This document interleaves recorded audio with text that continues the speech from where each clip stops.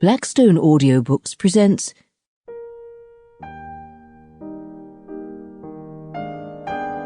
Camille by Alexandre Dumas, the Younger.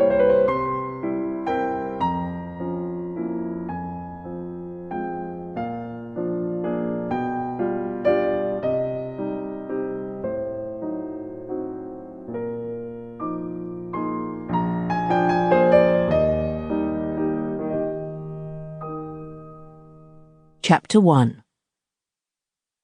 In my opinion, it is impossible to create characters until one has spent a long time in studying men, as it is impossible to speak a language until it has been seriously acquired.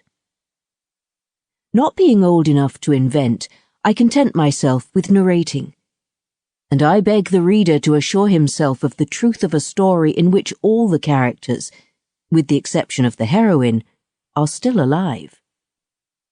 Eyewitnesses of the greater part of the facts which I have collected are to be found in Paris, and I might call upon them to confirm me if my testimony is not enough. And, thanks to a particular circumstance, I alone can write these things, for I alone am able to give the final details, without which it would have been impossible to make the story at once interesting and complete. This is how these details came to my knowledge. On the 12th of March, 1847, I saw in the Rue Lafitte a great yellow placard announcing a sale of furniture and curiosities. The sale was to take place on account of the death of the owner. The owner's name was not mentioned, but the sale was to be held at 9 Rue d'Antin, on the 16th from 12 to 5.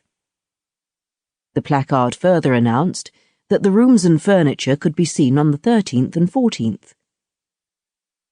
I have always been very fond of curiosities, and I made up my mind not to miss the occasion, if not of buying some, at all events of seeing them.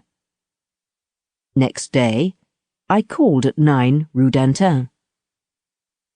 It was early in the day, and yet there were already a number of visitors, both men and women, and the women, though they were dressed in cashmere and velvet, and had their carriages waiting for them at the door, gazed with astonishment and admiration at the luxury which they saw before them.